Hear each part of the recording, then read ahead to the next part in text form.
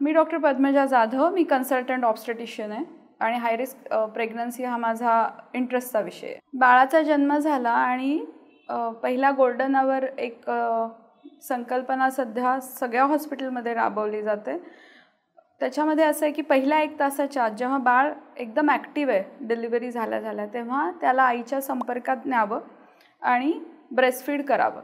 तर त्याचे जे आम्हाला दिसणारे फायदे आहेत आमच्या प्रॅक्टिसमध्ये, तर इनिशिएशन ऑफ ब्रेस्ट मिल्क म्हणजे ज्याला आपण स्तनपान प्रक्रियेची सुरुवात ही फास्ट झालेली आमच्या लक्षात येते.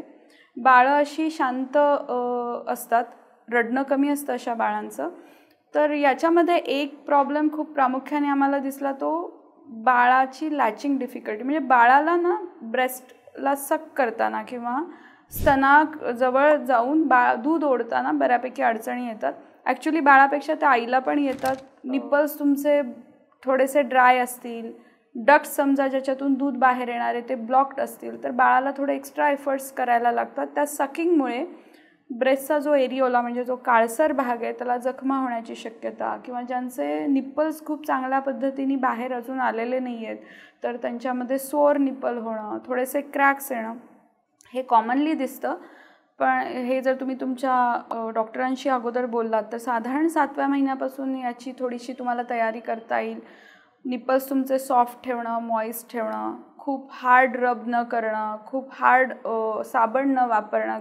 क्लिनिंगच्यासाठी ऑप्टिमम क्लिनिंग ठीक आहे, पण कंटिन्युअस जेव्हा तुम्ही बाळाला फीड करणार आहात तेव्हा ब्रेस्ट क्लीन न करणं, अशा जर गोष्टी काही केल्या आणि मदत घेऊन जर बाळाचं लॅचिंग व्यवस्थित करून दिलं.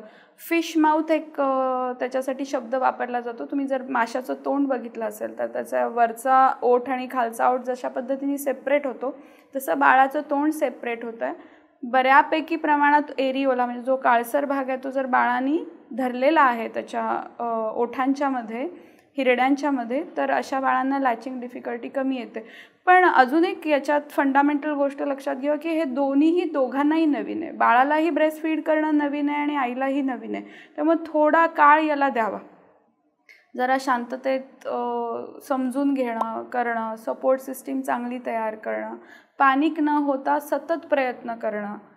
याच्यामध्ये तुम्हाला डॉक्टर्स, सिस्टर्स, लॅक्टेशन कन्सल्टंट आणि बरोबरचे असणारे तुमचे नातेवाईक या सगळ्यांनी जर मदत केली तर लॅचिंग डिफिकल्टी 1-2 दिवसात सॉर्ट आउट होते. अजून एक कॉमनली प्रश्न येतो की माझं दूध पुरेसं आहे की नाही.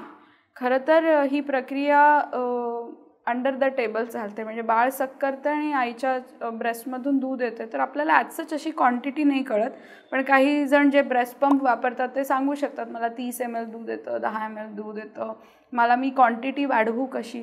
तर नॅचरल एक मेकॅनिझम आहे ज्याला आपण डिमांड आणि सप्लाय म्हणतो, की बाळ जेवढं सक करतं तेवढ्या पद्धतीने दूध तयार होतं.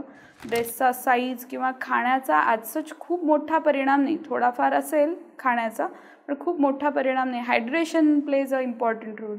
आई जर डिहायड्रेटेड असेल तर नक्कीच ब्रेस्ट मिल्क कमी येणार आहे. आईचं हायड्रेशन प्रॉपर असेल, तिचं कॅलरी काउंट, अन्न सकस असेल तर ब्रेस्ट मिल्क नक्कीच चांगला येणार आहे.